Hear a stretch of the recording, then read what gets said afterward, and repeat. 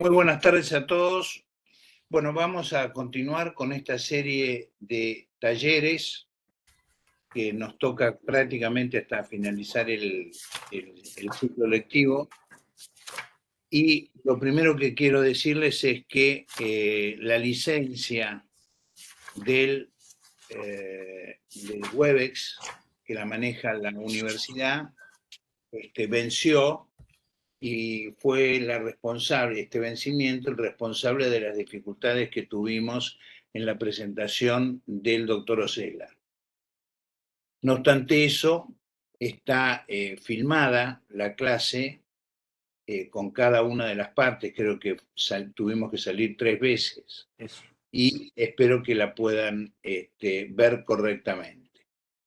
El otro aspecto que tengo que comunicarles es que el viernes que viene el doctor Gabriel Gondolesi se encuentra en viaje, en vuelo, si no se conectaría igual, desde Río de Janeiro, y la pasamos para el otro viernes a las 14 horas, ¿no es cierto?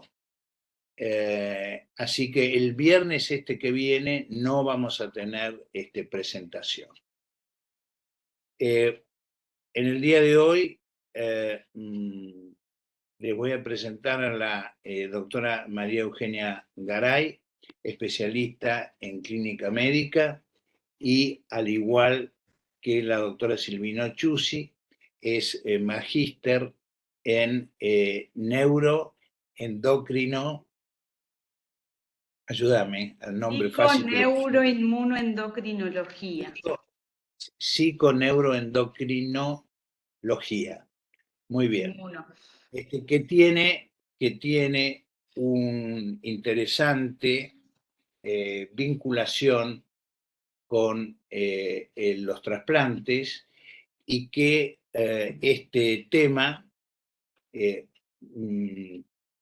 cuya directora es la doctora Marisa Cobos, fue aprobado por la universidad como investigación clínica. Es el único proyecto de investigación clínica, les repito, que nuestra facultad tiene acreditado por la universidad. Hoy nos va a hablar de una de las patologías prevalentes en los pacientes trasplantados, que es la diabetes.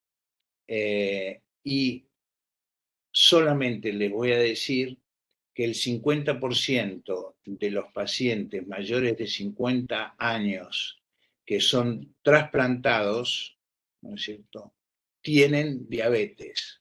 Entonces acá vemos nuevamente, como vimos en el taller de alimentación, una patología prevalente en un paciente trasplantado, que tiene características particulares, más allá de eso. Pero vamos a ver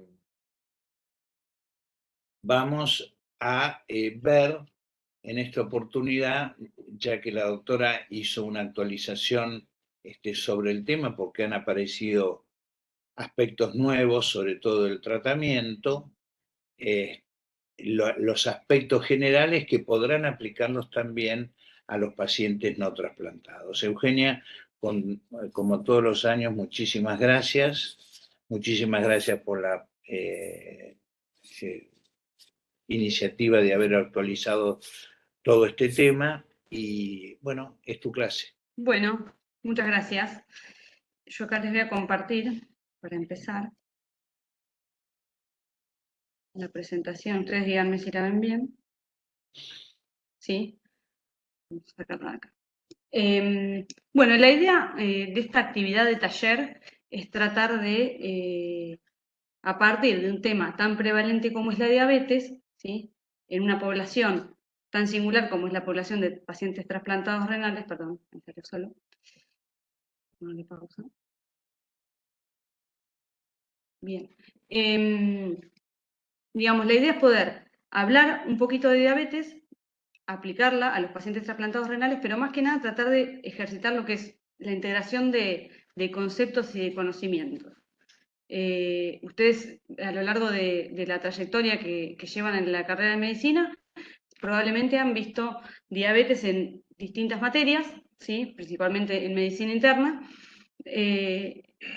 y digamos, su importancia va en función de lo que es la prevalencia de esta enfermedad, pero también afecta a todo el organismo. Entonces, como actividad de integración, me parece que es interesante aprovechar esta ocasión con un tema que más o menos todos conocemos, y ustedes como alumnos en su trayectoria ya conocen, para aplicar algunos conocimientos en casos clínicos que les traje.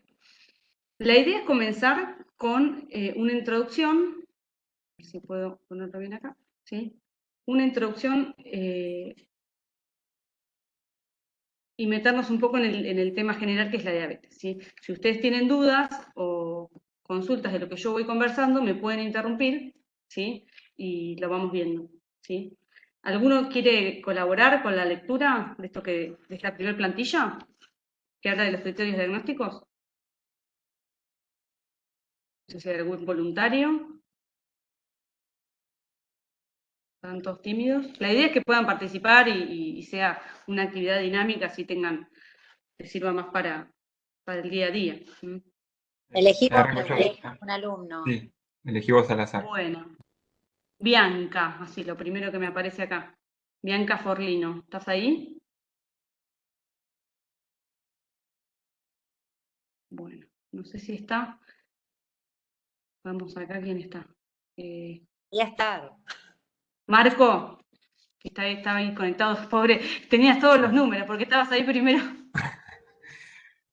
Sí, son los criterios diagnósticos de diabetes, en los cuales tenemos una glucemia en ayunas mayor o igual a 126 miligramos por decilitro, que el ayuno se define como falta de ingesta calórica en las últimas 8 horas, que deberían ser 2 pruebas, yo tenía entendido, con una sola no hacía diagnóstico. Exactamente. Después tengo la prueba de tolerancia oral a la glucosa mayor o igual a 200 miligramos por decilitro, que se deben realizarse según la OMS utilizando una carga de glucosa de 75 gramos diluida en agua, y esto como va evolucionando y tiene que disminuir esa concentración de glucosa que tiene en el tiempo. Después, la hemoglobina glicosilada mayor o igual a 6,5% o 48 milimoles por milimol. Que la prueba debe ser realizada con un método certificado y estandarizado según cada laboratorio. Y si no, en cualquier glucemia al azar plasmática mayor a 200 miligramos por decilitro, también es diagnóstico de diabetes. Bien. Y fíjate que ahí aclara, se requieren al menos lo que vos comentaste al principio, se requieren al menos 2 resultados de la misma muestra o de 2 muestras separadas. Esto es importante para comenzar a hablar, porque si bien los criterios diagnósticos son lo que definen a la diabetes, ¿sí? Y es lo que nosotros vamos a observar en el control cotidiano de un paciente, ya sea trasplantado o un paciente que viene a un consultorio de clínica por cualquier otro motivo, ¿sí? Para hacer un control de salud, por ejemplo. Entonces, conocer cómo hacer diagnóstico es el primer paso para empezar a hablar de diabetes. Generalmente en una rutina, y sobre todo nosotros en los pacientes trasplantados, siempre vamos a pedir una glucemia en ayunas, ¿sí? No siempre vamos a pedir una prueba de tolerancia oral a la glucosa, ¿sí? Y hemoglobina glicosilada pasa un poco lo mismo. Entra en lo que son los estudios de pretrasplante, así que generalmente tenemos una referencia de esto en nuestros pacientes. Y en el contexto, en el marco de este estudio de investigación que estamos haciendo en la cátedra, también lo vamos dosando de manera serial, ¿sí? Y el último criterio diagnóstico es importante porque fíjense que uno tiene que estar atento a los signos y a los síntomas de la diabetes. ¿Recuerdan qué signos y qué síntomas son clásicos de la diabetes? Esto que pone ahí como criterio rígido, digamos, la definición. Están los clásicos de diabetes que no se dan tanto en las pacientes insulinoresistentes, que sean diabetes tipo 1, que es poliguria, polidipsia, polifagia y glucosuria, asociada a la glucosuria. Sí. Siempre se habla en clínica de 4 Ps. Sí. Como vos dijiste muy bien, poliuria, polidipsia, polifagia y la pérdida de peso también. La Que pérdida esa- de peso también. que Y esa eso no puede se pasar. da en los otros pacientes, la pérdida de peso, justamente. Ojo, sí, se puede dar. Sí, Lo pero que no llego está tarde, habitual sería el llegué. paciente metabólico, ¿viste? Diabético tipo 2, con obesidad central. Pero ese paciente, cuando ya tiene diagnóstico de diabetes y se descompensa, tenemos que estar atentos. Si un paciente con una diabetes tipo 2, metabólico, ya te digo, con obesidad central, de repente viene y dice, ay, dejé toda la medicación y perdí 10 kilos. Eso es un signo de alerta, porque ocurre habitualmente no, pero ocurre, ¿sí? Y sigue siendo en el contexto de estos síntomas clásicos de la diabetes, ¿sí? Bueno, sí.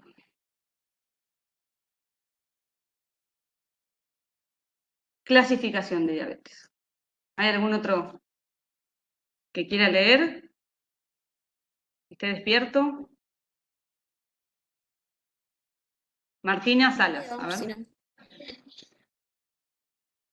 dale. Leo. Entonces, clasificación puede ser tipo 1, autoanticuerpos contra células beta y consecuente déficit de insulina. Tipo 2, con pérdida progresiva de la función de las células beta asociada a insulinoresistencia. También existe la diabetes por otras causas, por ejemplo la MODY, enfermedad del páncreas exócrino, diabetes inducida por drogas como corticoides, TARP, trasplante. La gestacional, diagnosticada en segundo o tercer trimestre del embarazo, sin antecedente previo. Bien, y acá es otro punto que es interesante para que tengamos en cuenta, porque si bien, como está ahí marcado, nosotros vamos a hablar de la diabetes post-trasplante renal en este caso, y dentro de la clasificación ingresa en la clasificación de diabetes por otras causas, muchas veces nuestros pacientes trasplantados son diabéticos previamente, ¿sí? Pueden ser diabéticos tipo 1 y ser pacientes que llegan a su insuficiencia renal debido a una nefropatía diabética y son insulinopénicos y están con tratamiento con insulina y tienen después el acceso al trasplante. Esos pacientes tengan en cuenta que muchas veces y según el caso, hay veces que son candidatos a trasplante renal y otras veces pueden ser candidatos a trasplante de renopáncreas, ¿sí? Así que ahí hay otro apartado interesante desde el punto de vista de lo que es la diabetes y el trasplante, ¿no? El paciente con diabetes tipo 2, ¿sí? Que es el paciente que recién les comentaba, con obesidad central, con un perfil de síndrome metabólico, ¿sí? Tiene una pérdida progresiva también de las células beta. Y si bien lo vamos a ver ahora un poquito más adelante, nosotros tenemos que recordar que en el trasplante, ¿sí? Las drogas que se suelen utilizar como inmunosupresores de mantenimiento, en este caso sobre todo los anticalcineurínicos, tienen un efecto que es que deterioran, digamos, la función de la célula beta, ¿sí? Entonces también tenemos que estar atentos en los pacientes trasplantados que tienen un perfil metabólico a ver qué pasa con sus glucemias, ¿sí? Es decir, que no solamente puede estar vinculado con la medicación, con el tacrolimus o la ciclosporina, que son los dos anticalcineurínicos que más utilizamos, sino que también puede tener que ver con que el paciente ya tenía un perfil metabólico de ese modo, digamos, de ese tipo, de un fenotipo metabólico, y si al agregar la inmunosupresión, la célula beta deja de cumplir su función habitual y aparece la diabetes. Un poco en la génesis lo que ocurre es eso, ¿sí? ¿Tienen alguna duda hasta acá? Yo sí, con respecto a eso. No también, además de los anticalcinurínicos, los propios corticoides son hiperglucemiantes y son un factor también Totalmente. predisponente a... Sí, sí, eso es así. Digamos, lo que tiene el corticoide, sí, que ahora lo vamos a ver en un cuadrito que les voy a mostrar, es que nosotros en el tratamiento de inmunosupresor que usamos para el trasplante, generalmente, como ya vieron, se hace una inducción con dosis altas de corticoides y a lo largo del tiempo se van descendiendo esas dosis de corticoides y los pacientes generalmente quedan con, a modo estándar, con 4 miligramos de meprednisona. ¿sí? No es que eso no sea diabetógeno, ¿sí? Pero no es la causa principal de la diabetes post-trasplante, digamos. El corticoide es un fármaco que generalmente no negocia, por así decirlo, en el trasplante, como sí puede ocurrir con un anticalcineurínico que no tiene opción de derrotar esquemas inmunosupresores, ¿sí? Pero sí, obviamente que, y lo vamos a ver ahora en los casos que le voy a contar, que los corticoides tienen un rol clave. El otro caso, Eugenia, no es solamente en la inducción, que empezamos con 500 miligramos de esteroides y que después vamos bajando paulatinamente, sino también en el tratamiento del rechazo, como droga de primera línea, ¿no es cierto? Que recientemente tuvimos un caso de un paciente que sabíamos que era diabético, o no cuento nada. Claro, sería bueno Muy bien, que no me spoilee los casos, doctor. perfecto. Bueno, Seguimos, seguimos, seguimos. pero sí, es cierto, tal cual dice el doctor, que el tratamiento con esteroides en sus distintas etapas influye, obviamente, como ya se sabe, digamos, en el metabolismo glucídico, ¿sí? Entonces acá yo lo que les traje en este cuadro, que es bastante claro y que si bien es del 2014 hay algunos cambios, pero ayuda bastante a visualizar qué es lo que pasa y qué es lo que debemos y podemos hacer en un paciente que se trasplanta eventualmente con un diagnóstico de diabetes, ¿sí? Entonces, si ustedes ven, en la primera columna habla de diagnóstico, en la segunda columna habla del tiempo post-trasplante, en días, ¿sí? Y en la tercera columna habla del manejo. El manejo es lo que ahora en un momentito más vamos a ver, qué es lo que más cambios ha tenido, ¿sí? Pero sí, fíjense que en la primera línea de tiempo, ¿sí? En los primeros 45 días, no se diagnostica la diabetes post-trasplante, por esto que conversábamos recién de los corticoides, ¿sí? Es el momento donde el paciente tiene dosis altas de corticosteroides, ¿sí? Que empezó con sus 500 miligramos de metilprednisolona, ¿sí? Y más o menos a los 45 días está en 15 o 20 miligramos, ¿sí? de corticoides, de meprednisona, que es lo que usamos, ¿sí? Entonces, en ese momento no es que el paciente no va a tener hiperglucemias, pero no se le pone el rótulo de diabetes post-trasplante, ¿sí? Quiero correr acá la pantallita. Entonces, ¿qué hacemos en ese momento del paciente, de la historia del paciente? Bueno, cuando nos encontramos frente a las hiperglucemias, lo ideal es manejarlo con insulina, ¿sí?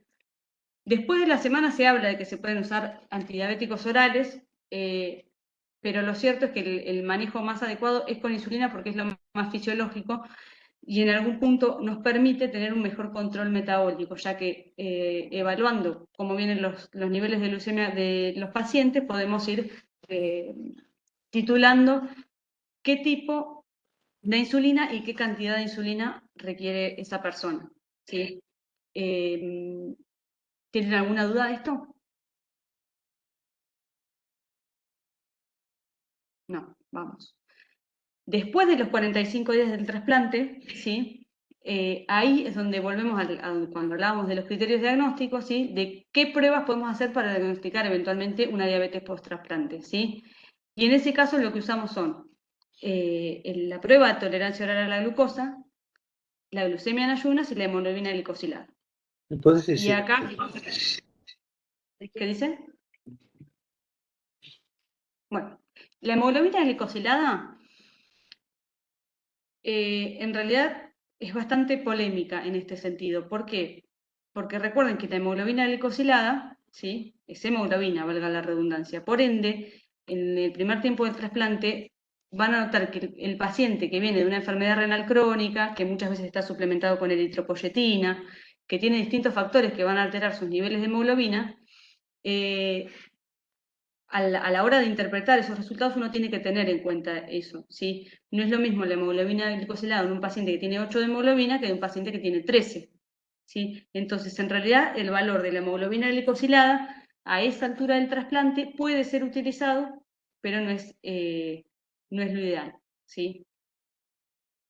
¿con qué nos encontramos ahora? Que en este tiempo del trasplante, el paciente ya tiene en general un tratamiento inmunosupresor relativamente estable, ¿sí? Porque recuerden que el esquema que se suele utilizar es el del tacrolimus con micofenolato y corticoides, ¿sí? Ese esquema, sobre todo el tacrolimus, que es el más diabetogénico, tiene que estar en un rango en particular según el momento del trasplante, ¿sí?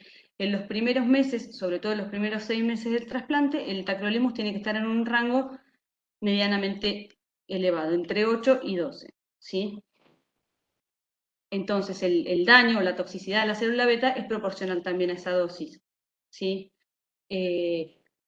Un paciente que tiene un dosaje muy alto de tacrolimus, tiene signos de toxicidad y tiene hiperglucemias, uno esperaría para ponerle el rótulo de que ese paciente es diabético, ¿sí? Digamos, siempre la evaluación es en un paciente que está estable, para hablar de diabetes por lo menos, en un paciente que está estable en el tiempo, ¿sí? Y eso, en los primeros 3 meses, luego los primeros 6 meses y hasta el año, es un poquito más difícil, ¿sí? Al año, ¿sí? Lo que sí está recomendado es a todos los pacientes, independientemente del nivel de glucemia en ayunas, hacerle una prueba de tolerancia oral a la glucosa, para ir a buscar diabetes, ¿sí? Además de la hemoglobina glicosilada, que como yo les comentaba, en el contexto de este estudio que se está llevando a cabo en el servicio, es un valor que monitoreamos todo el tiempo, no así el test de tolerancia oral a la glucosa. Entonces, ¿cómo lo manejamos? Bueno, siempre tener en cuenta las modificaciones en el estilo de vida, ¿sí? Los hábitos son fundamentales, porque si hablamos de toxicidad en la célula beta, ¿sí? Y de síndrome metabólico, tenemos que tener en cuenta que el paciente tiene que tener una alimentación adecuada y tiene que hacer actividad física, ¿sí? Hay veces que la capacidad funcional del paciente, es decir, el desempeño en la vida cotidiana, al poco tiempo del trasplante, es muy bueno, puede volver a trabajar, pueden hacer actividad física, y eso en un contexto ideal, ¿sí? Hay veces que eso no ocurre, ¿sí? Y es otro factor que tenemos que tener en cuenta. Si nosotros le podemos indicar al paciente que salga a caminar o no, generalmente para salir a hacer actividad física tranquila, digamos, aeróbica, una caminata y demás, no suele haber mayores conflictos, ¿sí? Pero no es fácil llevarlo a cabo en todos los pacientes. Y acá sí podemos hablar de los agentes, de los hipoglucemiantes orales, ¿sí? Y también de la insulina. Eso va a depender de cada paciente, ¿sí? De esto, ¿tienen alguna duda? Es bastante piola, digamos, el verlo así graficado, de qué se puede hacer y cuáles son las pautas en cada, en cada momento del trasplante, por esto que les comentaba que el paciente es dinámico, ¿sí? Bien, ¿y para qué lo quiero tratar yo? Bueno, para tratar de llegar a estas metas, ¿sí? Que es tener una hemoglobina glicosilada menor a 7, ¿sí? Tener glucemias preprandiales entre 8 y 130 y glucemias postprandiales menores a 180. ¿Saben cómo se toman las glucemias postprandiales? Que esto es algo que capaz se lee mucho y en la práctica cotidiana no. Cuando uno le tiene que indicar al paciente, bueno, andá, llévate el aparatito, el hemoglucotés a tu casa y controlate pre y postprandial. ¿Saben cómo se indica eso? El postprandial, ¿sí? Imagínense que cada episodio, digamos, que el paciente come es una prueba de tolerancia oral a la glucosa, ¿sí?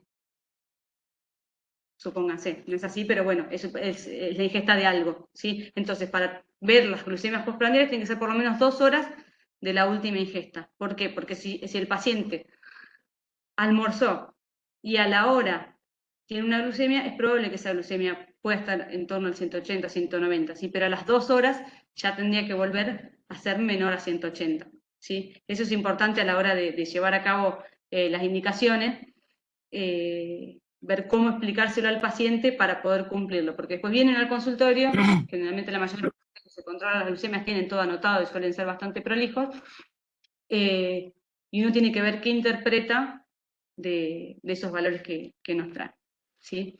¿Hasta acá vamos bien? Sí. Bien, muy bueno.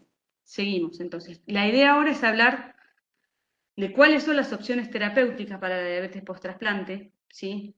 La idea del taller es tratar de hacerlo práctico y de pensar en el manejo del paciente. Después, todo lo que tiene que ver con las complicaciones de la diabetes probablemente las conozcan, todo lo que tiene que ver a nivel cardiovascular, renal, oftalmológico, ¿sí? Las afectaciones de la diabetes de siempre, ¿sí? Así que en eso, en este caso, preferí no detenerme, sino ver un poco qué opciones terapéuticas tenemos y cómo lo vamos a aplicar en los 3 casos que les voy a contar después, ¿sí? Bueno, ¿algún sacrificado que quiera leer? Yo leo, ¿se escucha? Sí, se escucha. Metformina. Mecanismo de acción: disminuye la producción hepática de glucosa y aumenta la utilización intestinal de glucosa y secreción de GLP-1. Aumenta la sensibilidad periférica a la insulina. Desventajas: está contraindicado en filtrado glomerular menor a 30 mililitros por minuto. Hay que reducir la dosis entre 45 a 59 mililitros por minuto y reducir un 50% entre 30 y 45 mililitros por minuto. Tiene efectos secundarios digestivos. Las ventajas son de elección en manejo de diabetes tipo 2, no hipoglucemias, no genera aumento de peso y es de bajo costo. En el trasplante renal no mostró superior a otros hipoglucemiantes en cuanto a las...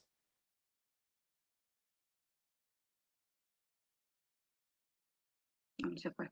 Bueno, digamos, la idea es que puedan visualizar en cuadros que yo les voy a ir presentando en cada diapositiva, ¿sí? Cada grupo farmacológico. Lo primero, el mecanismo de acción, las ventajas y las desventajas probablemente ya las conozcan, ¿sí? Pero la importancia es ver qué evidencia tenemos de estos medicamentos en trasplante renal, ¿sí? En el caso de la metformina, las desventajas en los pacientes trasplantados son importantes, ¿sí? Porque sobre todo, como yo les decía al principio, la función renal lleva un buen tiempo en estabilizarse en el paciente. Entonces, por eso uno generalmente elige insulina al principio del trasplante. ¿Por qué? Porque yo no sé si ese paciente se va a quedar con un filtrado de 30, 60 o 90. No sé todavía qué va a pasar, ¿sí? Entonces, cuando uno no se puede asegurar que va a estar bien con la dosis que le da de metformina, es preferible esperar porque tenemos siempre la opción de la insulina, ¿sí?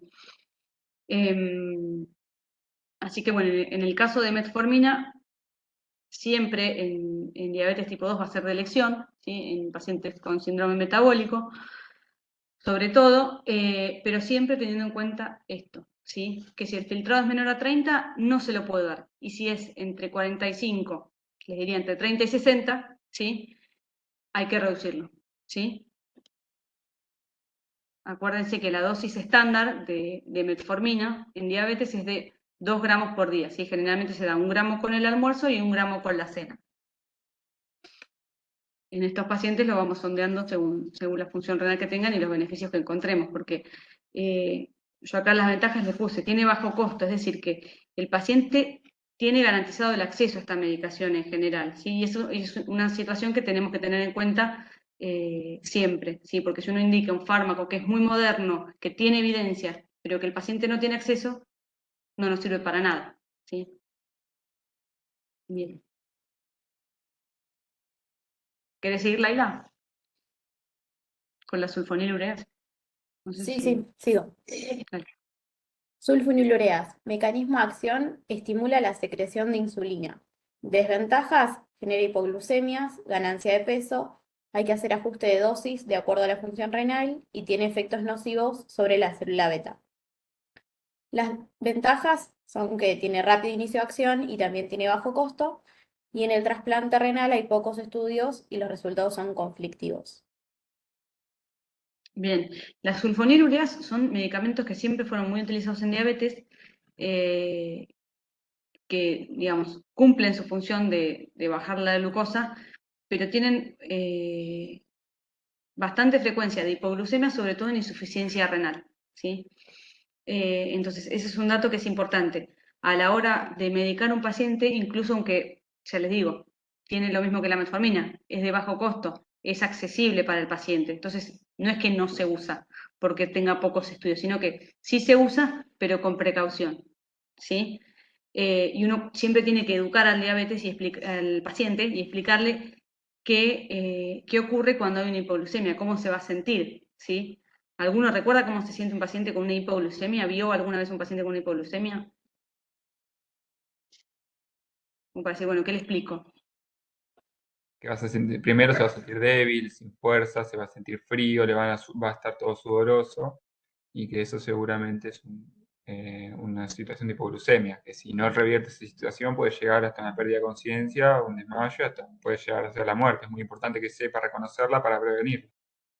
Exactamente. Y que sepa el paciente y que sepa el familiar. La mayoría de los pacientes tienen algún familiar siempre de referencia, ¿sí?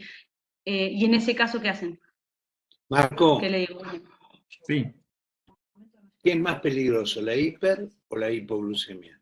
la hiper no es agudo, la hiper puede ser, ya llegamos a tener algo, una de las complicaciones agudas, sí, pero lo más peligroso que se nos puede escapar es la hipo. Es Paciente la inconsciente que tal hipoglucemia. vez no le hicieron hemodulco y está Tener en cuenta hipoglucémico. siempre eso. Y la pregunta que hizo la doctora Garay es, ¿qué se hace frente a una hipoglucemia? Entre el comienzo de los síntomas tiene que contrarrestar esa hipoglucemia consumiendo glúcidos principalmente. Mira, una cuestión muy práctica, ¿sí? Es decirle al paciente que tenga un sobrecito de azúcar, de los de café, ¿sí? Que tenga un sobrecito de azúcar a mano. Entonces, él o el familiar, el primero que lo detecta, porque ojo, muchas veces las hipoglucemias ocurren a la noche. Entonces se encuentra que la pareja dice, uy, no, lo vi a la noche, estaba todo frío y empapado. Bueno, trata de despertarlo y darle azúcar, ¿sí? Que después nosotros al otro día vemos como cuando nos enteramos ajustamos, ¿sí? Pero eso es importante, ¿sí?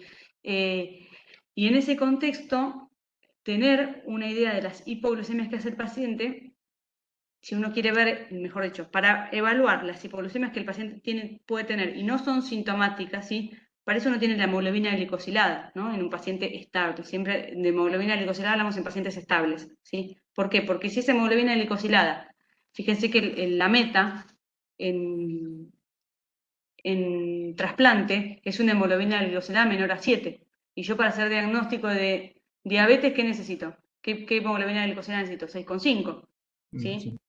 Entonces, esa disociación es porque es preferible sostener las glucemias en el global, digamos, un poquito más arriba antes que tener hipoglucemias, ¿sí? Las metas en trasplante son distintas a las metas en pacientes no trasplantados, ¿sí? Tiene esa referencia en particular, que el nivel de hemoglobina glicosilada que yo busco una vez que ya sé que ese paciente es diabético es de 7, ¿sí? Sí. ¿Alguna duda con esto? Bueno, seguimos con las, a ver si Laila, la vocera Sigo. de los hipoglucemiantes. Tiazolidinionas. Mecanismo de acción: aumenta la sensibilidad a la insulina en músculo y tejido adiposo. Desventajas: genera retención hidrosalina, aumento de peso y riesgo de fractura. Ventajas: no deben ajustarse a la función renal. Y en el trasplante renal hay pocos estudios y bajo número de pacientes con severas limitaciones, así que tiene poca utilidad. Claro, básicamente un paciente que es trasplantado, que tiene una función renal que está en vías de recuperación, no es lo ideal tener un fármaco que genere retención hidrosalina principalmente, ¿sí? Así que bueno, las quedan en un capítulo medio afuera este grupo de fármacos, ¿sí? Después tenemos estos, los IDPP4. ¿Querés contar? Inhibidores de la dipeptidilpeptidasa 4. Mecanismo de acción: la DPP4 es una enzima que inactiva las incretinas, aumentando la secreción de insulina dependiente de glucosa. Las desventajas es que, excepto la linagliptina, que se elimina por el hígado, el resto tiene eliminación renal y se debe ajustar la dosis. Ventajas: no genera hipoglucemia y no genera aumento de peso. Y en el trasplante renal hay que controlar los dosajes de sirolimus y tacrolimus. Hay 2 estudios randomizados que muestran buen control de glucemia y de hemoglobina glicosilada en pacientes diabéticos trasplantados renales. Muy bien. Bueno, este fármaco es muy interesante, ¿sí? Digamos, uno de los estudios, digamos, que mostró esto fue con tenegliptina, ¿sí? Y hasta ahora, hasta este año, les diría, o el año pasado, era uno de los fármacos que estaban más estudiados en la situación de trasplante, ¿sí? y que generalmente en pacientes que tienen una función renal estable no hay problema con la dosis, ¿sí? Así que bueno, acá tenemos una opción que es bastante interesante, ¿sí? Seguimos. Agonistas de GLP-1, mecanismo de acción, estimulan la secreción de insulina, aumentan la sensibilidad a la misma, retrasan el vaciamiento gástrico y suprimen el apetito, tienen acción antiinflamatoria, estrés oxidativo e inducen la natriuresis en el túbulo proximal. Desventajas: es no recomendada con clearance de creatinina menor a 15 mililitros por minuto, tiene alto costo, es inyectable y tiene efectos adversos gastrointestinales. Las ventajas: que tiene mejor control de la tensión arterial, genera descenso de peso, tiene menor eventos cardiovasculares y mortalidad cardiovascular y reduce la mortalidad de cualquier causa. En el trasplante renal, estudios recientes muestran resultados favorables en el uso del liraglutide en trasplantados renales que tendrían efecto protector sobre la célula beta frente a la toxicidad de tacrolimus. Bueno, hasta el año pasado pasó esta es una de las actualizaciones más interesantes de este año. Esto no se sabía claramente, ¿sí? Sí son fármacos que no sé si los conocen, ¿sí? Pero sí en los últimos años están muy en boga porque se usan para el tratamiento de la obesidad, ¿sí? No sé si escucharon hablar de esa utilidad, ¿sí? Pero en pacientes con síndrome metabólico, obesos, es una buena opción, ¿sí? El tema es que volvemos a las desventajas, ¿sí? En nuestro país un paciente que requiere un medicamento de estos es un medicamento que es de alto costo, ¿sí? Y es inyectable, ¿sí? Entonces ahí nos pone una limitante bastante interesante. De hecho, en una de las últimas actualizaciones lo que comentaban es que era que en España, que generalmente están bastante adelante en función de este tipo de tratamientos, solo se indican en pacientes trasplantados con obesidad, ¿sí? Pese a que la evidencia no es precisamente en pacientes obesos, sí metabólicos, pero no necesariamente con obesidad, ¿sí? Entonces, si bien es una buena opción, hay que ver si es efectivamente aplicable.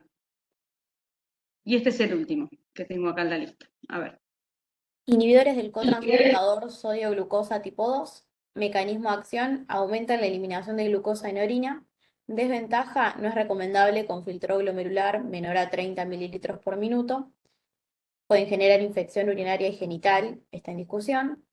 Las ventajas: disminuye eventos cardiovasculares y mortalidad cardiovascular, tiene menor mortalidad, genera descenso de peso y de tensión arterial, previene la progresión de la enfermedad renal crónica. Y en trasplante renal, en un análisis multivariante, mejoró la variable compuesta de mortalidad de cualquier causa y pérdida de injerto. En un estudio multicéntrico se demostró descenso de tensión arterial, hemoglobina glicosilada, peso y proteinuria. Bueno, es la palifosina, ¿sí? Hasta el año pasado también lo mismo. En trasplante, no les digo que era mala palabra, pero casi por el hecho de ser glucosúrico, ¿sí? Y pensar en las infecciones en un paciente trasplantado, que son situaciones de gran complejidad, sobre todo al principio del trasplante, ¿sí? Sin embargo, pese a eso, se siguió estudiando y en realidad muestra resultados que son muy buenos. En algunos pacientes que hemos tenido con este tipo de medicación, hasta la fecha, igualmente esto no es un estudio, sino que es una observación personal, no hemos tenido mayores complicaciones, ni intercurrencias como infecciones urinarias ni genitales, ¿sí? Así que, digamos, de todo el raconto que hicimos hasta ahora de hipoglucemiantes orales, si tenemos que hacer un resumen, ¿sí? Tenemos lo clásico y accesible, que es la metformina. Tenemos la limitante de la función renal, tiene que tener un filtrado arriba de 30, ¿sí? Tenemos los IDPP4, ¿sí? Tenigliptina o linagliptina. Tenemos la dapalifosina y el liraglutide, ¿sí? Como opciones terapéuticas con más evidencia, ¿sí? Después lo que se hace en el consultorio, tengan en cuenta que depende de múltiples factores, no solamente de la evidencia científica que uno tiene, sino de las opciones que tiene a nivel social, de obras sociales, de la adherencia del paciente a los tratamientos, ¿sí? Así que eso es interesante. en cuestión alguien hizo este resumen, que es un poco lo que yo les venía comentando, proponiendo distintas medidas terapéuticas en lo que tiene que ver a la diabetes post-trasplante, ¿sí? Entonces habla del tratamiento de las hiperglucemias en una fase temprana, ¿sí? Entre los 3 y 6 meses. Fíjense que en las dos ramas lo que habla es de individualizar, ¿sí? Y eso es fundamental, porque cada paciente es un mundo, cada paciente tiene su inmunosupresión, sus hábitos, y su situación social, familiar y demás. Eso siempre hay que tenerlo en cuenta, ¿sí? Entonces, en la primera columna habla de las hiperglucemias en las primeras 2 a 3 semanas, ¿sí? Y lo ideal es utilizar insulina rápida, ¿sí? Es decir, yo le indico a ese paciente correcciones, le indico a ese paciente controles de glucemia y corrijo en función de esas glucemias, ¿sí? Si ese paciente necesita menos de 20 unidades por día, ¿sí?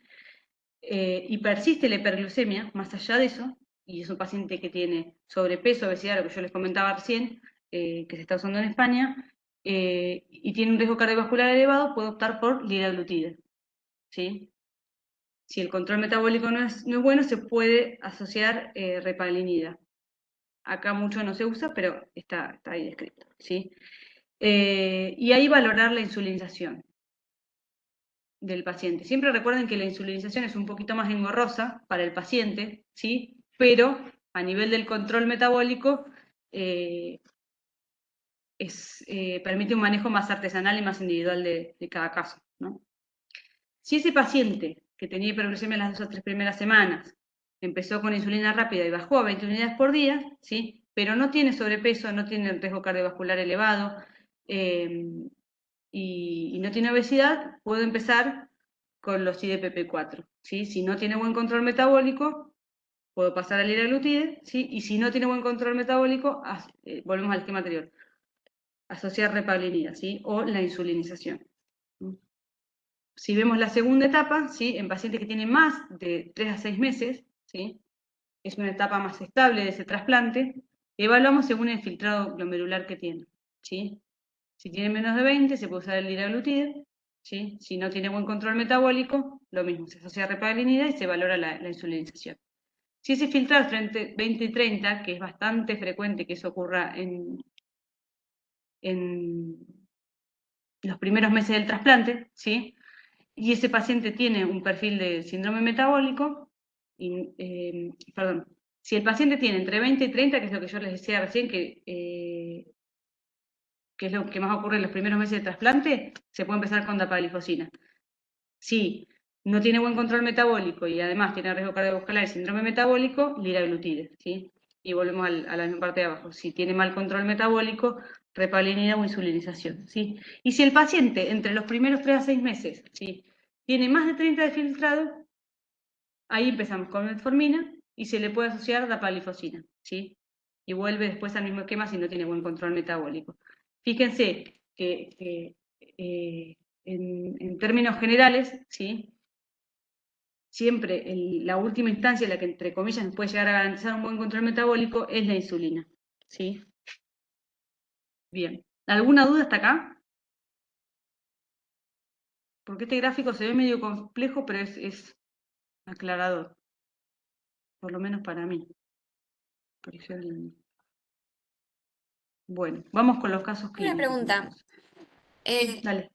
Entonces, en una fase estable post-trasplante, si el filtrado glomerular es mayor de 30, digamos, empieza Sí. con metformina y de ahí se ve si se agrega o no Y otro ves, sí, inhibidor. ves. No es obligatorio. Siempre uno va a tratar de que el paciente tenga la menor complejidad posible, ¿sí? Porque imagínense que son pacientes que están polimedicados. Ya de base tienen 3 inmunosupresores, que son, ¿se acuerdan? El tacrolimus, el micofenolato y los corticoides, ¿sí? Está entre los primeros 3 a 6 meses, así que tiene un montón de medicación como profilaxis, que es el Bactrim, los buches con bicarbonato, los buches con estatina, el valganciclovir, ¿sí?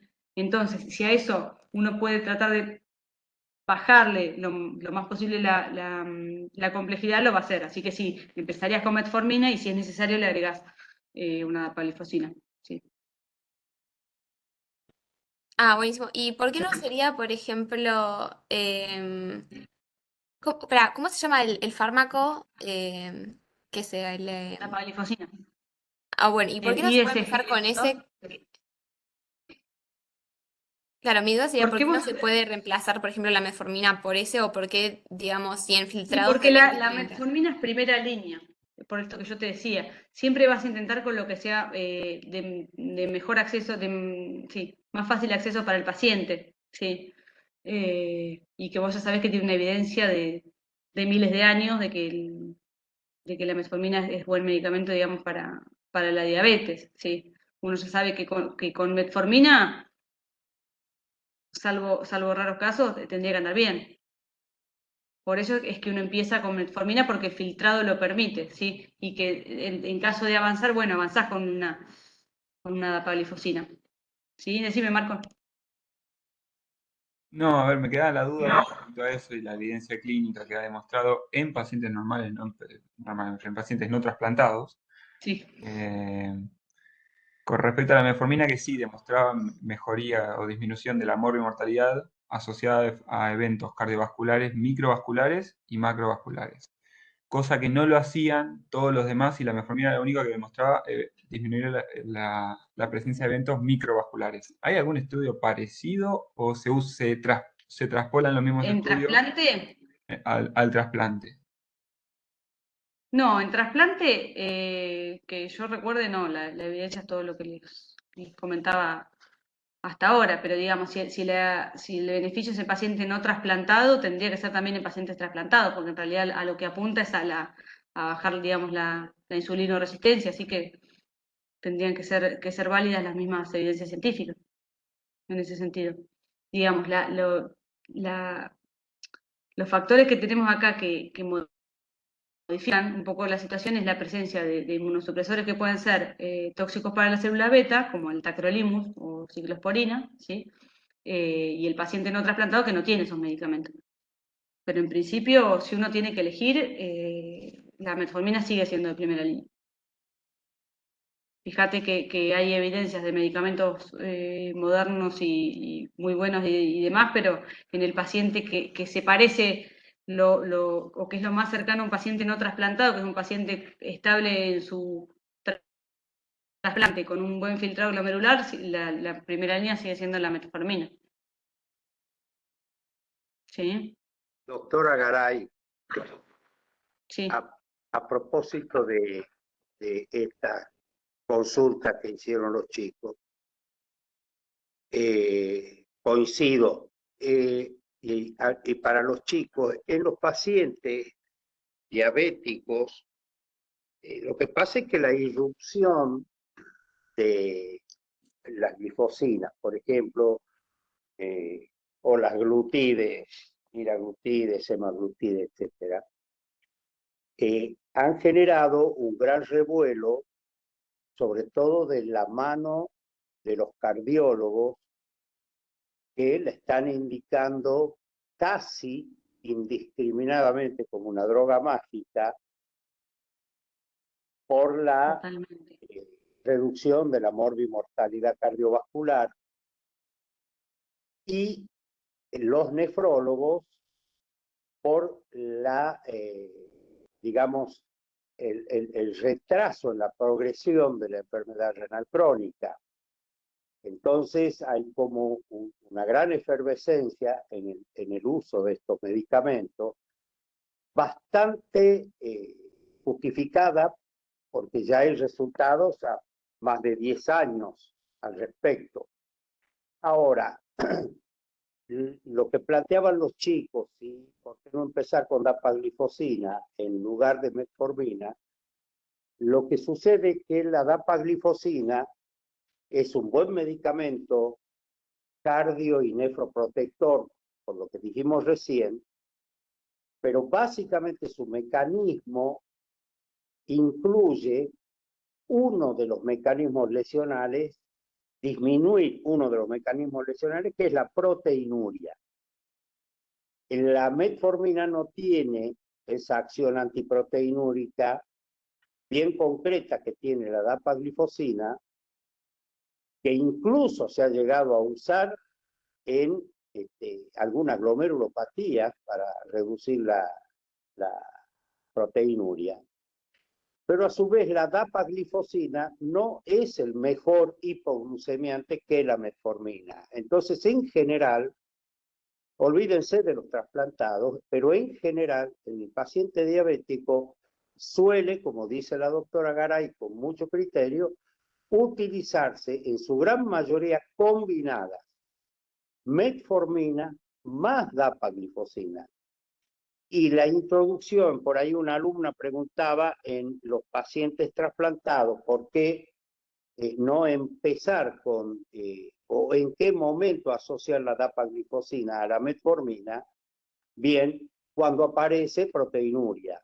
Cuando hay proteinuria, la indicación es asociar ambas. Muy bueno. Y yo tengo una pregunta más. Bien. ¿Y por qué no se puede, por ejemplo, asociar metformina e insulina? No, sí se puede. No es que no se puede. ¿O por qué Sí se puede. se ha demostrado que Se es puede, mejor lo que pasa es asociando que un uno inhibidor? trata de evitar,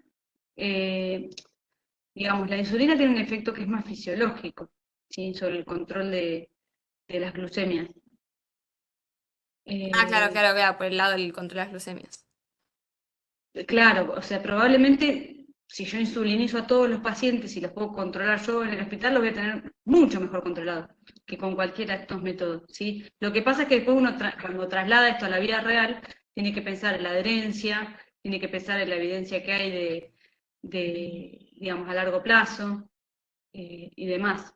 Pero fíjate que sí, en todas las opciones, si vos te vas al final del cuadro, y sí, con la insulina yo ya sé que no le erro, por decirlo de alguna manera. Fíjate que en todos los estadios que yo les muestro en el cuadro dice, bueno, y si no, valorar la insulinización. Sí, porque yo ya sé que el control metabólico con la insulinización probablemente lo logre. ¿Sí? Ahora sí, más del lado del control de la glucemia, porque también surge esto de que a veces directamente asocian por ahí metformina con otro fármaco en vez de insulina y como que también hay como esa diferencia hoy en día con los fármacos. Ojo, Pero en los pacientes que no, que son diabéticos tipo 2 con un síndrome metabólico, que vos los manejás en consultorio y no tienen, no están trasplantados, ¿sí? Es muy habitual utilizar metformina y utilizar una dosis de insulina de acción prolongada, así como una glargina. ¿Sí? Eso es porque nos genera un buen basal de insulina para que después la metformina actúe tranquila, por así decirlo, ¿no? Entonces tenés un buen control metabólico. Pero generalmente en trasplantados, si bien se puede usar, se suele o insulinizar o no insulinizar. Pero no está mal, se puede. En este caso, de lo que yo te estoy comentando, de usar metformina y glargina, también hay que tener en cuenta que la insulina hay que ir regulándola en función de, en relación, digamos, a la función renal que tenga el paciente. claro, sí, ¿Te sí. respondí? Perfecto. Pero sí, la insulina siempre es algo que nos va a brindar un buen control metabólico. Bueno, y acá tengo casos clínicos, ¿sí? La idea de los casos clínicos es comentarle brevemente de qué se trata cada paciente, ¿sí? Y que entre todos podamos discutir qué hacer, ¿sí? Siempre recuerden que la medicina tiene un montón de aristas que van más allá de lo que es estricto, de lo que está escrito en los libros, ¿sí? Y que se van a encontrar muchas veces con que el manejo de un paciente con un algoritmo como el que vimos recién, hay veces que se puede llevar a cabo y hay veces que no, y hay veces que uno adapta ese algoritmo al paciente, ¿sí? Entonces la idea es que podamos conversar en cada caso de estos pacientes, ¿sí? El primer caso es este paciente, RS, ¿sí? Un paciente masculino de 62 años con una enfermedad renal crónica debido a una nefropatía diabética. Ahí ya les estoy dando un montón de información, que ingresó a hemodiálisis en 2012 y en marzo de este año recibió un trasplante renal de un donante fallecido con un mismatch de 1,20 y un tiempo de isquemia fría de 23 horas 45. ¿Sí? ¿Recuerdan qué importancia tiene esto, el tema del mismatch? ¿Qué interpreto yo con esos números? Que eso siempre vale la pena hacer una repasadita. ¿Se acuerdan qué es el mismatch? Sí, habla de la compatibilidad de los HLA. De los HLA, sí. Son ¿Y qué 6. HLA estoy viendo yo? Son 6, sí. ¿Y cuáles estoy viendo yo con esos números que me dice el mismatch? ¿Qué es este que está acá? O sea, acá habla de un mismatch de 1, 2, 0. Sería Sí. como una compatibilidad intermedia, más o menos, ¿no? Comparte Bueno, un antígeno A, no claro, 1 comparte un no comparte antígeno 2 B Mm. y comparte 2DR, ¿sí? Y el tiempo de isquemia fría fue casi de 24 horas. Esto es importante y nosotros siempre en el día a día lo tenemos en cuenta en los pacientes para ver qué esperar, porque digamos, a más horas de tiempo de isquemia fría, más generalmente vamos a tener mayor tiempo de recuperación de la función en estos pacientes, ¿no? Y como antecedente personal, este señor, ¿sí? El hipertenso, era diabético, pero sin tratamiento farmacológico mientras que se encontraba en diálisis. Tenía cardiopatía isquémica y era tabaquista. ¿Sí? Se realizó una inducción con metilprednisolona y con timoglobulina. Y continuó en el tratamiento de mantenimiento con tacrolimus, con micofenolato y con esteroides. Esto que ocurrió con este paciente, esta inducción y este tratamiento de mantenimiento es lo que nosotros solemos utilizar en la mayoría de los pacientes en el contexto de un protocolo de trasplante, ¿no? que se sigue. Y este paciente, a los 2 meses del trasplante, concurre a controles a un señor que vive en Bahía Blanca, ¿sí? Que alguno de los controles los llevaba a cabo en su localidad, ¿sí? Y cuando viene al control presencial, refiere que tenía pérdida de peso y tenía una glucemia capilar, que se le hizo en el momento, de 500 miligramos por decilitro, por lo que quedó internado con un diagnóstico de cetoacidosis diabética. Obviamente, que esto es un Genial. breve resumen. Sí. No, yo simplemente aclarar que entre el alta por consultorio externo de este paciente y su regreso a su ciudad, en ese mes, no es que quedó sin control, ¿cierto? Claro, se controlaba en su localidad. En la primera semana 3 veces, si iba todo bien en la segunda 2, en la tercera 1 vez por mes y posteriormente llegó al mes en nuestro servicio. No es que pasó un mes sin control. No, por supuesto, no, se controlaba en el lugar de donde era. Entonces tenía esta glucemia y quedó internado con el diagnóstico de cetoacidosis diabética. Saben ustedes que la cetoacidosis diabética es una de las complicaciones de la diabetes, una complicación aguda, ¿sí? Que se relaciona con insulinopenia, ¿sí? Y genera una acidosis metabólica debido a esa hiperglucemia, ¿sí? Que es un cuadro que es grave, ¿sí? Y que compromete la vida del paciente, ¿sí? ¿Tienen alguna duda de esto? ¿Quieren preguntarme algo de este caso? Porque yo les hice un resumen chiquitito como para poder pensar qué hacemos con un paciente que se aparece así, ¿no? O que le ocurre esto.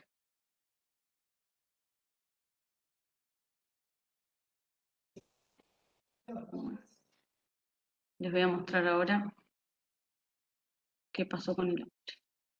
Fíjense, yo acá les muestro 2 cuadritos, ¿sí? En el de arriba, yo no sé, ¿tengo puntero ahí? ¿Se ve? No. Sí, lo ¿Se ve el vemos. puntero? El cursor. Bien.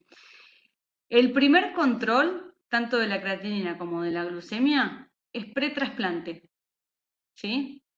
El paciente se trasplantó, fíjense que las creatininas estaban en un rango alto, ¿no? El paciente se trasplanta, ¿sí? Hace su primer tiempo del post-trasplante que se controla y aparece acá, este pico de acá arriba es cuando llegó al control, ¿sí? La singularidad de este señor es que pese a tener esas hiperglucemias, ¿sí? esas hiperglucemias no se vincularon con un deterioro en la función renal, ¿sí? Entonces, ¿qué hacemos con un paciente que aparece con un antecedente de una diabetes pre-trasplante, ¿sí? Que durante mucho tiempo no tuvo mal control metabólico, pero que una vez que empieza con medicamentos que pueden ser tóxicos para la célula beta, que son diabetogénicos, y con corticoides, aparece con esta situación? ¿Qué tratamientos ustedes plantearían o qué hacemos con este señor? No sé si recuerdan cómo es el manejo de una cetoacidosis diabética. Tenemos que evaluar esa cetoacidosis, pedir un laboratorio para ver en qué situación estamos, con un hemodiagrama arterial, por supuesto. Sí. Y después de eso tenemos que, por decirlo de una manera, lavarlo con solución fisiológica, tener un balance positivo Perfecto. hídrico y corregir con insulina, depende cómo viene el potasio. Bien, bien, perfecto. ¿Y cómo corregiría la insulina? ¿Una insulina subcutánea? ¿Y vemos algún otro método que se les ocurra? No sé si han hecho guardias y saben más o menos cómo se manejan estos Insulina, pacientes. insulina regular humana, que puede ser directamente por tubuladura en la primera dosis. Endovenosa, claro. Y después está el procedimiento VIC, que no me lo acuerdo, la verdad. Claro, el procedimiento VIC es poner una bomba de infusión continua. Entonces yo agarro y le preparo en un Baxter insulina, ¿sí? Y empiezo a titular, ¿sí? Me fijo a ver cómo vienen sus glucemias, lo voy controlando primero cada hora, después cada 2 horas, ¿sí? Hasta que logro estabilidad en las glucemias. Cuando logro la estabilidad en la glucemia, ¿sí? Lo que hago es agregar un paralelo de dextrosa, ¿sí? Para tratar de que ese paciente no haga una hipoglucemia, porque yo estoy infundiendo insulina que va a seguir haciendo efecto en el cuerpo de esa persona.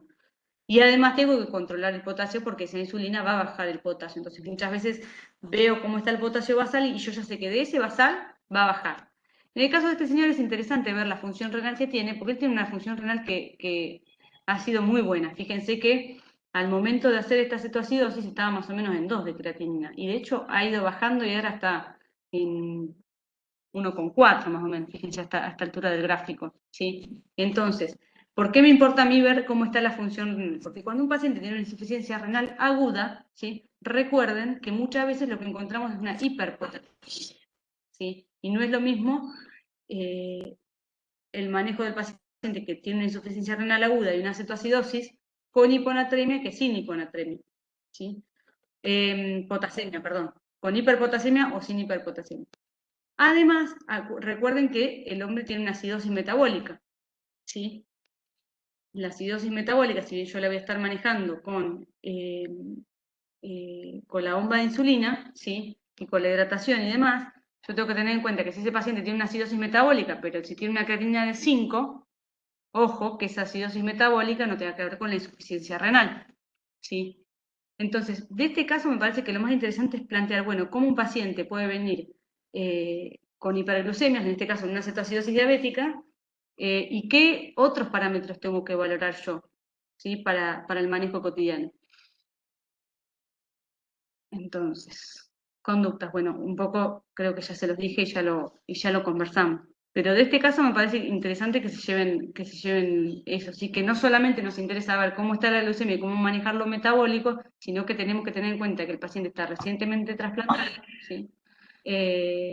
Y es fundamental saber con qué función renal se encuentra, ¿sí? En el caso de él, lo que ocurrió fue que se tuvo una buena evolución de su cetoacidosis, se fue bajando la bomba de insulina y este paciente sí quedó con un tratamiento con insulina en domicilio, sí, con insulina de corte y de larga duración, ¿sí?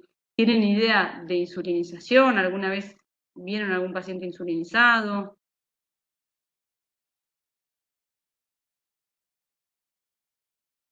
Porque, digamos, yo lo que tengo que hacer con este paciente es una vez que ya lo tengo en la sala, que está mejor y ya lo pasé a insulina subcutánea, tengo que ver con qué lo mando a la casa, ¿sí? Recuerden que este paciente vivía a, no sé, como 700 kilómetros, con un control allá que no podemos supervisar tan de cerca, ¿sí? Entonces, En estos pacientes es importante tener en cuenta qué dosis de insulina van a necesitar. ¿Sí? Se puede empezar digamos, si tiene una función renal normal, yo puedo pensar en un esquema de insulinización con una unidad por kilo de insulina por día, y divido el 70% en insulina de acción prolongada y el otro 30% lo dejo para corrección. Pero para eso es muy importante ver en el control metabólico que vamos teniendo del paciente en la internación, cuántas unidades estoy requiriendo yo por día. Necesito tener un buen registro de eso, para yo después tener una externación en la cual el paciente no venga a los 2 días otra vez con una cetoacidosis, ¿sí?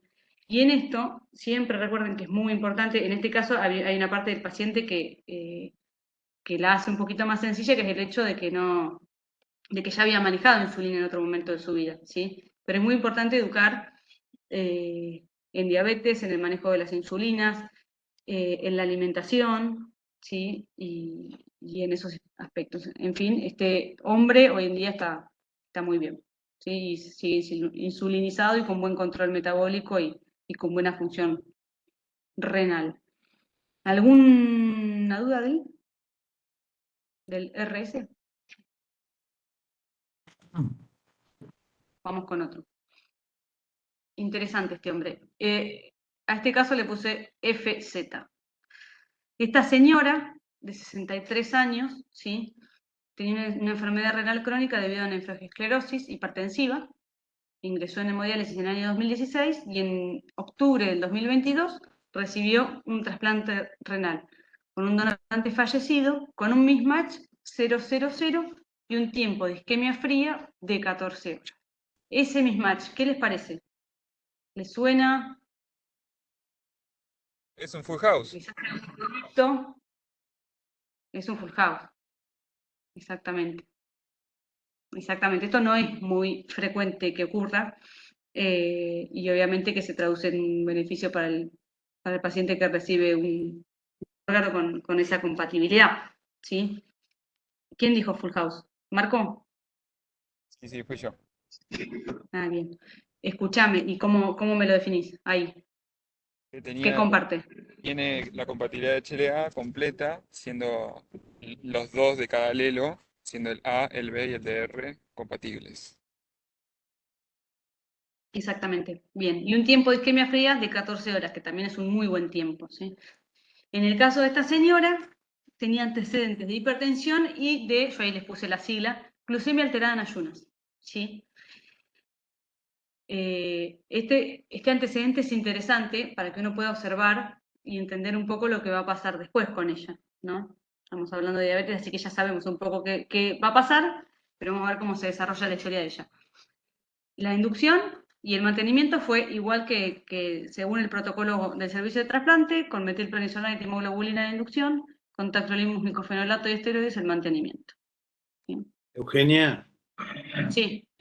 no, quería recordarles que nosotros en este caso habitualmente no usamos insulina, sino usamos el Basiliximab, pero que fue retirada la partida que se importó por alguna alteración del medio que tenía el monoclonal. Así es que nos vimos obligados, todos los equipos de trasplante, cuando existe una buena compatibilidad, como en el caso que acabas de presentar, un tratamiento corto de timoglobulina. Exactamente, es un régimen abreviado. Al 50% de lo que se hace habitualmente. Exactamente. Muy bien. Sí. No, porque en otra clase, es muy importante. Gracias por la aclaración porque ya lo estaba pasando. En otra clase han escuchado que cuando observación. tiene buena compatibilidad no usamos timoglobulina y usamos. No, incluso acorde al protocolo nuestro usamos el Basiliximab. Yo le dije acorde al protocolo, pero bueno. Hicimos una medida artesanal al respecto. Exactamente. Cuestión, esta señora a los 20 días del trasplante concurre a control y ya acuérdense, como recién comentaba el doctor, que al principio, una vez que el paciente se externa, viene a controles 3 veces por semana al servicio. ¿Sí? En uno de esos controles presentaba una glucemia de 300 miligramos. por decilitro, ¿sí? Entonces se decidió ingresarla, ¿sí? Para mejorar ese manejo de las glucemias, ¿sí? Y evitar en realidad que progrese. Fíjense que era muy poquito tiempo después del trasplante, entonces nosotros lo que tenemos que hacer con una paciente así es pensar en insulina, ¿sí? Y eso implica en una paciente que previamente, como yo les dije, tuvo glucemias alteradas en ayuno, pero no tenía ningún tratamiento ni era diagnosticada con una diabetes, ¿sí? Entonces teníamos que empezar ese proceso y si bien no es lo más frecuente en un paciente no trasplantado ingresar un paciente con 300 miligramos de glucemia, en este caso sí se decide porque el manejo tiene que ser con insulina y es algo totalmente nuevo para el paciente que hay que mirar muy de cerca, ¿sí? Entonces, en el caso de ella, pasa un poquito lo mismo, ¿sí? Los primeros valores son del pretrasplante, ¿sí? Una glucemia abajo de 100, fíjense acá en el puntito, con una creatinina de 5, ¿sí? Después la mujer se trasplanta, ¿sí? Y hace este pico en 300, que es cuando ingresa. Queda internada, ¿sí? Y fíjense que la función renal todavía no estaba estable, que es lo que veníamos conversando hoy en torno al gráfico que yo les mostraba. Bueno, cuando hacemos qué cosa en cada etapa del tratamiento, ¿no? Entonces, en esta mujer lo que había que decir era cómo manejar esas glucemias una vez que ya estaban compensadas con insulina en una internación, ¿sí? Contábamos con una función renal, fíjense que la creatinina, ¿sí? Estaba en torno a 1 y no llegaba a 2. ¿Sí? En el caso de esta señora, siempre acorde también, ¿no? A la compatibilidad, al tiempo de esquema y demás. Vos tenés tu pantalla acá, ¿no? Cero. ¿Qué? Ay, perdón. Habla. ¿Se escucha a alguien? Está ahí. Sí, Siga, no sé si fue un siga. comentario o si fue sin querer. Bien. No, perdón, fue sin querer. Nada, no pasa nada. Entonces, bueno, ella tenía una buena función renal, ven que no llegó a 2 luego del trasplante, ¿sí?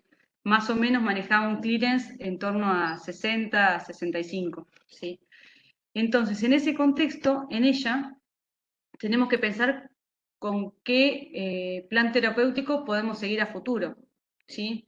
En este caso, les cuento un poco desde lo personal, porque la sigo yo a la señora, indagando en los antecedentes familiares y demás, resulta que todos sus hermanos son diabéticos, ¿sí? Volviendo para atrás en la historia clínica, tenía antecedentes de glucemias alteradas en ayunas, ¿sí? Entonces, esto nos permite pensar que si bien lleva poquito tiempo del trasplante, hay que empezar a pensar que esta paciente va a quedar con, perdón, va a quedar con su diabetes, ¿sí? De todos modos, eso lo vamos a ver a lo largo del tiempo y en el seguimiento, ¿no? Pero la verdad es que tuvo muy buen control metabólico y en el caso de ella lo que se decidió hacer es empezar con metformina, ¿sí? A ver si tengo acá. Con metformina, estando internada, ¿sí? Se hizo la prueba a ver cómo estaba ella. Con metformina se agregó glicazida, ¿sí? Y se agregó dapalifosina. Nada de lo que está dicho en los algoritmos que le mostré, pero sí todo bastante artesanal en función de lo que también se pudo hacer en aquel momento. Con este esquema de tratamiento, la mujer eventualmente presentó episodios de hipoglucemias, unos pocos, con controles, digamos, domiciliarios de las glucemias, que en general estaban bien, pero al tiempo se decidió suspender la dapaglifosina, porque ella refería que luego de la ingesta de la dapaglifosina no se sentía tan bien y quedó con un esquema con metformina y con glicazida, ¿sí? Entonces, en ella lo que sí se ha planteado varias veces es pensar en rotar ese esquema inmunosupresor que tiene con tacrolimus y con los corticoides y con micofenolato, ¿sí? Pasar del tacrolimus a Belatacet, ¿sí? Que es un anti-CD20, no sé si se acuerdan.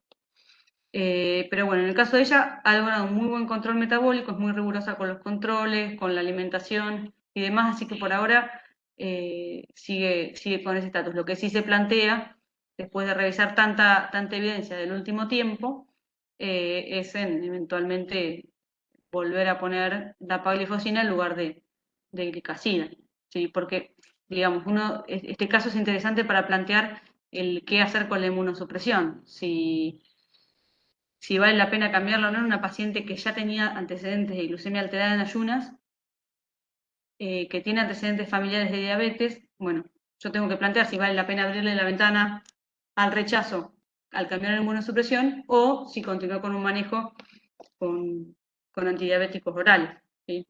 No sé si tienen alguna duda con esto que les cuento o alguna pregunta.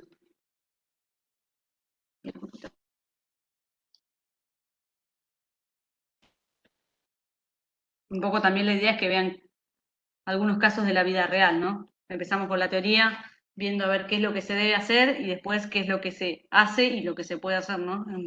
En cada condición. Y un caso más, si no los molesto más. Este caso, ZA, es un señor de 65 años con una enfermedad renal crónica debido a una glomerulonefritis membranosa desde el año 2013, en febrero del 2022, y en julio del 2023 recibió un trasplante renal, con un donante fallecido, con un mismatch 1-1-1 y un tiempo de isquemia fría de 18 horas. ¿Les llama algo la atención de esto?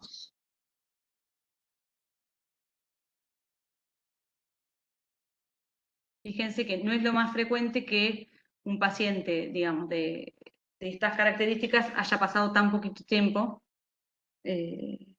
Digamos, empezó en diálisis un año y al año y medio tuvo la posibilidad de trasplantarse, ¿sí? Él como antecedentes tiene el antecedente de hipertensión, de hipotiroidismo y de una hiperplasia prostática benigna que fue operada, ¿sí? Se hizo inducción nuevamente con metilprednisolona y timoglobulina y continúa con el tacrolimus, micofenolato y esteroides. En la evolución de este señor, ¿sí?, tuvo múltiples infecciones urinarias, ¿sí?, con gérmenes multiresistentes. Desde que se trasplantó a la fecha, se podría decir que la mayor parte del tiempo ha estado internado, recibiendo tratamientos antibióticos, algunas veces con urosepsis, digamos, con hemocultivos positivos y urocultivo positivo, y otras veces con el urocultivo positivo. Y con él llama la atención esto, fíjense.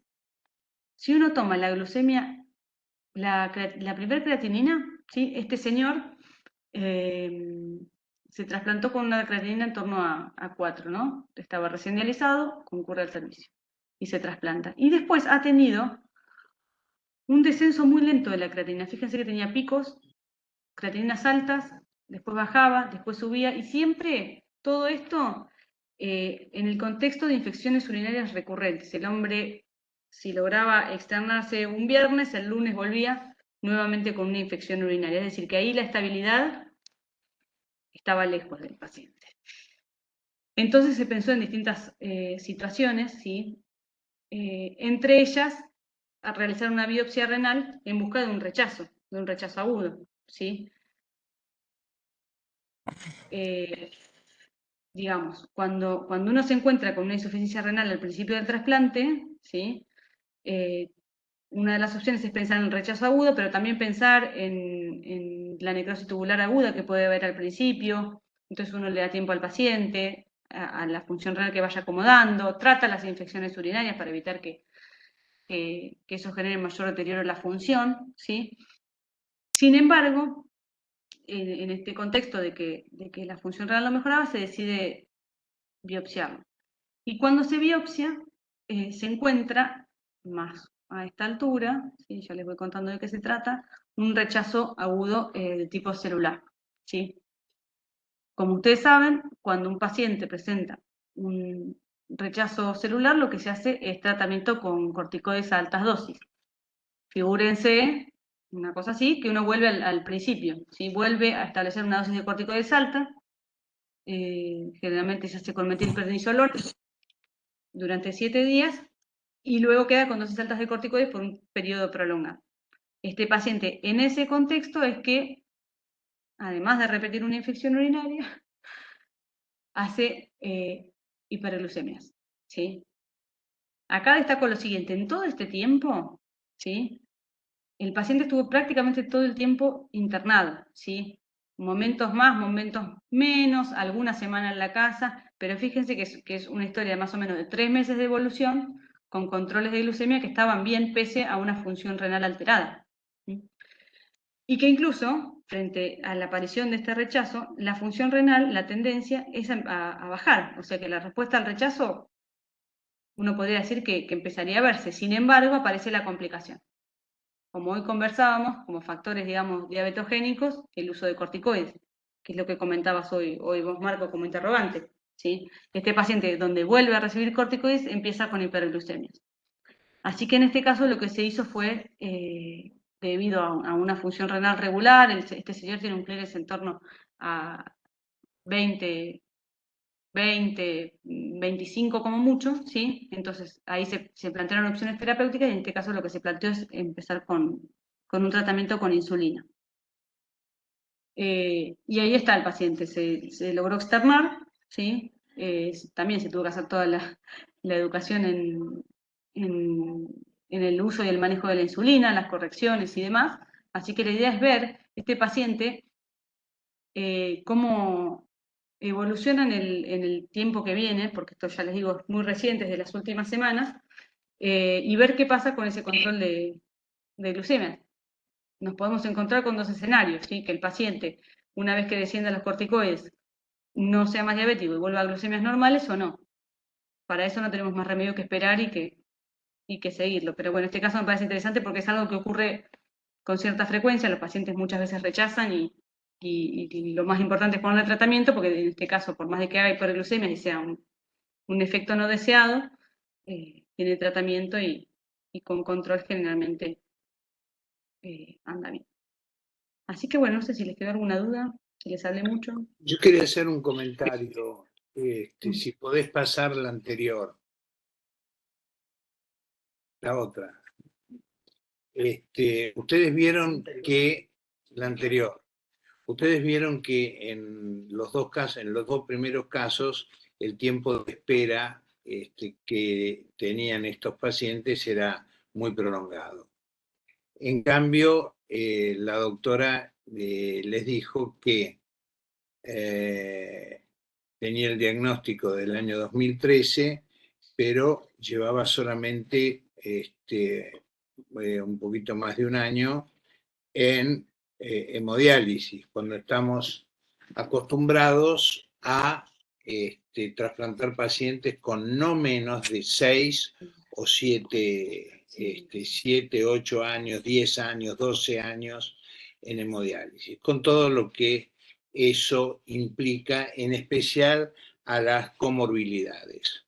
¿Por qué se les ocurre a ustedes que este paciente fue trasplantado alrededor de un año?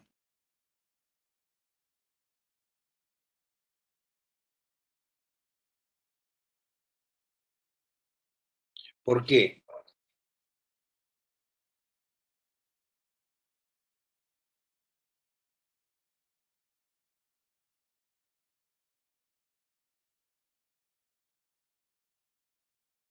Este es Kitty Kidney.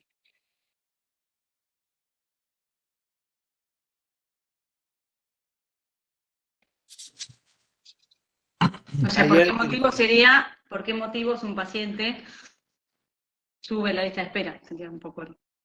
Exactamente. ¿Por qué se trasplantó tan rápido? ¿Qué compatibilidad tenía o qué mismatch tenía? 1-1-1. 1-1-1. Tampoco es un histoidéntico, porque si es un histoidéntico, implica prioridad en la lista de espera que se arma con cada uno de los donantes. Pido disculpas porque no escuché la primera parte porque ando ahora con los datos, por eso no pude escuchar bien el caso, pero si no era por histoidentidad completa y tampoco Muy bien. por... ¿Qué puede ser? Y último acceso vascular, puede ser. No, podría No ser, era el caso, pero puede ser. no es el caso. Eso es prioridad en lista de espera. El caso no lo escuché completo, pero había recibido algún otro órgano antes. No.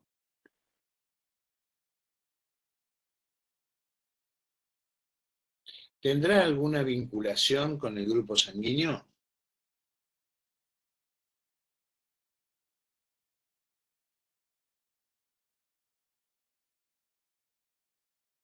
tipo AB. No, no figuraba en lo que presentó la doctora.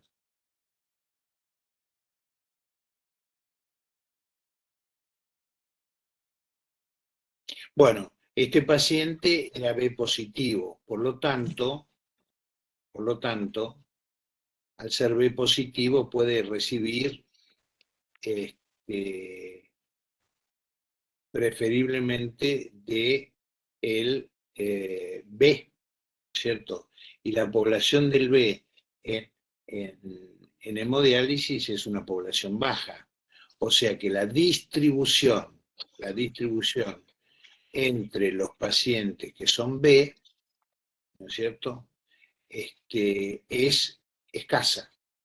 Al ser escasa, ¿no es cierto?, y tener una buena compatibilidad, es decir, con un mismatch de 3 incompatibilidades o 3 compatibilidades, hace que al tener menor cantidad de pacientes se puedan tener acceso al órgano asignado. También tienen menos posibilidades de recibir justamente por la baja frecuencia de este grupo entre los donantes, ¿no es cierto? Entonces, tienen poco tiempo en diálisis, ¿no es cierto? Y hay pocos donantes, pero cuando surgen para pacientes que tienen, con una buena compatibilidad, tienen más acceso. ¿Se entendió? O acceso más rápido, no es que tengan menos acceso o más acceso. ¿Se entendió? Sí, Clemente, creo que sí. Yo me quedé pensando también difícil o realmente para pensarlo muchísimo. Sí, sí, muy buena, muy buen caso. Perfecto. Y además hay otra cosa importante de los que dijimos al principio. ¿Qué edad tenían todos los pacientes? ¿Los receptores? Sí, a los alumnos. Los 3 casos son... Ah, no. Los 3 casos, ¿por encima de qué edad?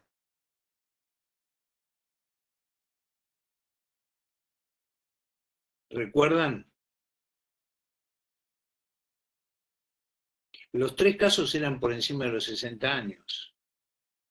Y habíamos dicho al principio, ¿no es cierto?, que la diabetes post-trasplante, independientemente que tengan,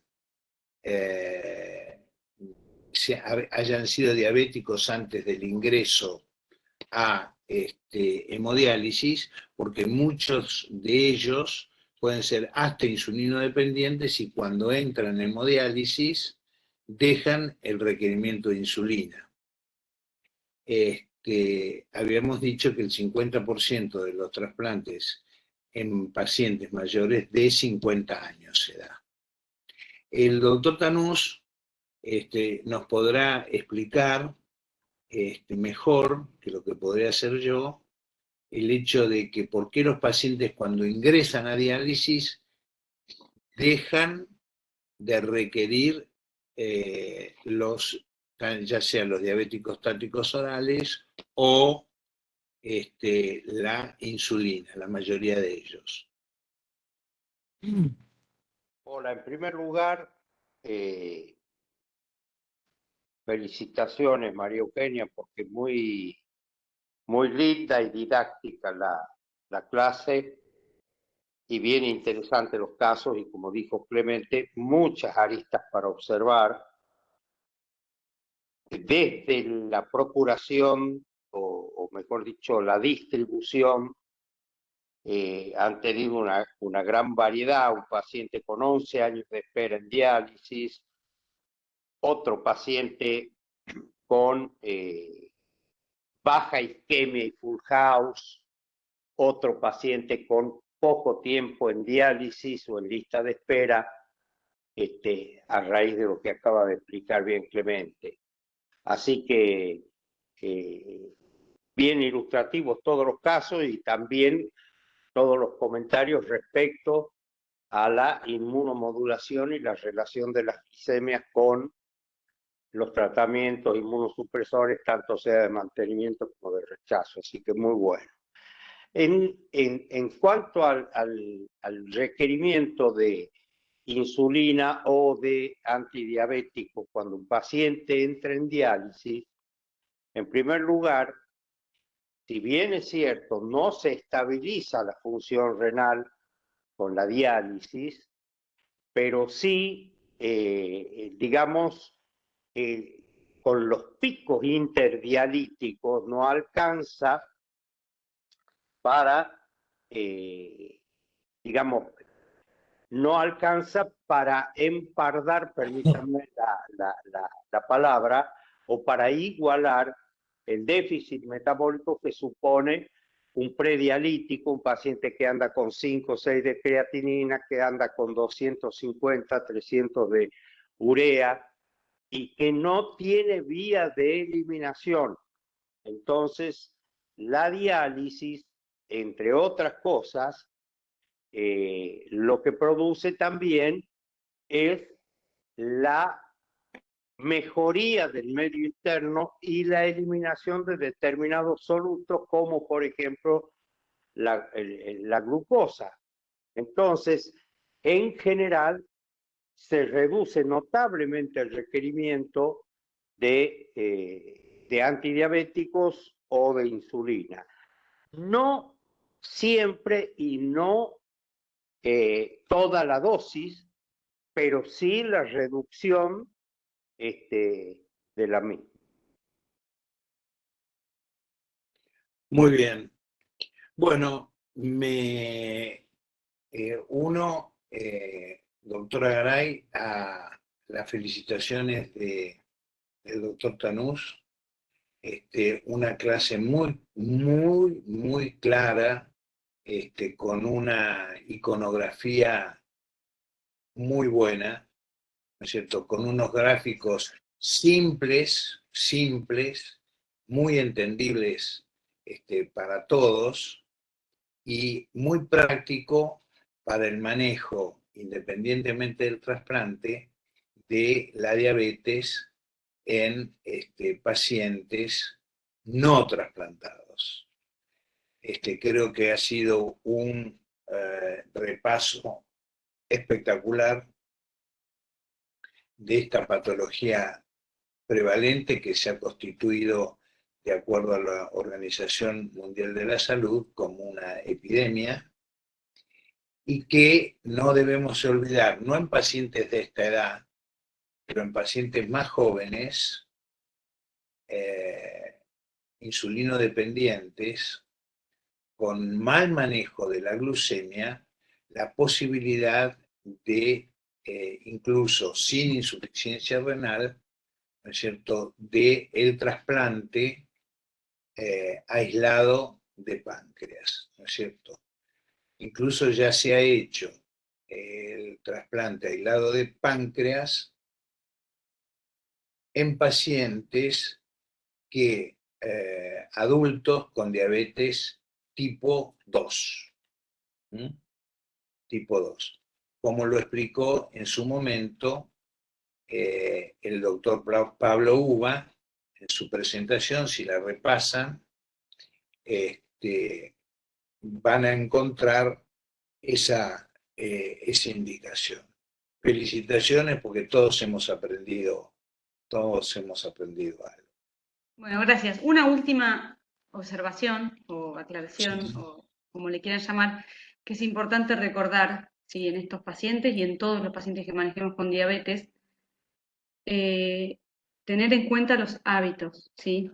Todos los pacientes que tienen una enfermedad metabólica, ¿sí?, no, más allá de que hoy nos abordamos más que nada el tratamiento farmacológico, ¿sí?, tienen que saber comer, ¿sí?, tienen que tener hábitos saludables de alimentación, tienen que moverse, tienen que hacer actividad física, ¿sí?, y tienen que dormir bien. Siempre que uno ve un paciente en consultorio es importante que repase los hábitos, ¿sí? ¿Por qué? Porque muchas veces es allí donde empezamos a encontrar algunas pistas que nos llevan a sospechar este tipo de patologías. Incluso para el tratamiento también es fundamental tratar de llevarlo a tener hábitos saludables al paciente. ¿Mm? Bueno, Muy y buena por eso aclaración. Si me permite una postilla también final de mi parte, porque la verdad, como estamos de crisis en crisis, vivimos en crisis, y esto está pasando en el mundo entero, ¿no? Pero nosotros somos especialistas en crisis, los argentinos. Es muy importante lo que usted resaltó respecto de, y esto para los chicos, porque los chicos van a afrontar, mañana ya se ponen el guardapolvo y tienen que enfrentar a los pacientes. Y recuerden siempre, ustedes no eligieron una profesión para ganar dinero. Ustedes eligieron una profesión que es vocación de servicio. Y ese servicio es cuidar al otro. Y ese cuidar al otro implica una responsabilidad enorme. El día que no lo entiendan a esto, habrán fracasado en su vocación o en su expectativa. Entonces, cuando uno se pone un guardapolvo, lo primero que tiene que pensar es que se lo puso para confortar, para cuidar, para ayudar, para servir a otros semejantes. ¿Y por qué digo esto? Porque con el advenimiento de todo lo nuevo, que es extraordinario, de la tecnología, de las comunicaciones, de la inteligencia artificial, puede llegar el momento donde se carguen datos en un ordenador y el ordenador directamente les saque los diagnósticos y les saque las probabilidades terapéuticas o etcétera, y se deshumanice de alguna manera nuestra profesión o nuestro rol. Eso tiene que ser cuidadosos. El paciente necesita que su médico lo mire a los ojos, lo toque, le tome la presión, lo conforte, le diga, bueno, su cuadro es tal o cual, pero siempre tenemos posibilidades de mejorarlo con algo. ¿Y por qué hago esta reflexión? Porque recién, bajando de lo teórico a lo práctico, la doctora Garay, con mucha lucidez, mostró una cosa es la teoría, ¿qué es lo mejor? Y bueno, a todo le demos liraglutide.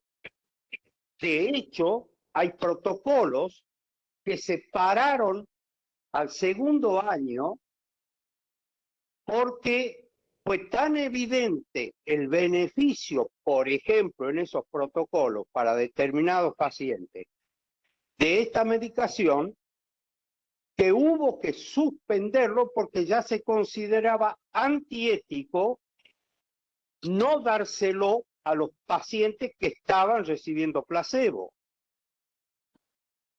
Por ejemplo, hoy no se debiera tratar a los pacientes con síndrome urémico hemolítico atípico, no debieran existir más, porque hay una droga que se llama eculizumab, que si la reciben todos los pacientes que tienen síndrome urémico hemolítico atípico, no desarrollan insuficiencia renal, se curan, no necesitan entrar a diálisis, no necesitan trasplantarse, claro, pero vale $400.000. Y el tratamiento con liraglutide o con semaglutide vale $400.000 por mes o $600.000 por mes. Entonces ella, con muy buen criterio, dijo, el tratamiento debe ser individualizado y deben considerarse diferentes aspectos. La la situación social, la situación socioeconómica, la cobertura, las distancias, el grado de comprensión de los pacientes, la adherencia y qué posibilidades reales tiene ese paciente para cumplir con tal o cual pauta terapéutica. Así que por eso también, doctora, la felicito. Gracias. Muy bien, muy bien. Bueno, entonces nos estaremos viendo el miércoles que viene. Este viernes, le vuelvo a repetir, el doctor Gondolesi no puede dar la clase. Tenemos la clase filmada, pero él quiere darla de alguna manera directamente en la webinar, así que tenemos algunos viernes en blanco y vamos a aprovecharlo el viernes no próximo, sino el siguiente, que nos va a dar el futuro de los trasplantes. Muy bien, hasta el miércoles que viene. Muchísimas gracias, Eugenia, y felicitaciones. Gracias a Chao, ustedes. muchas gracias. Chao. Chao, hasta el Gracias, miércoles hasta que luego. viene.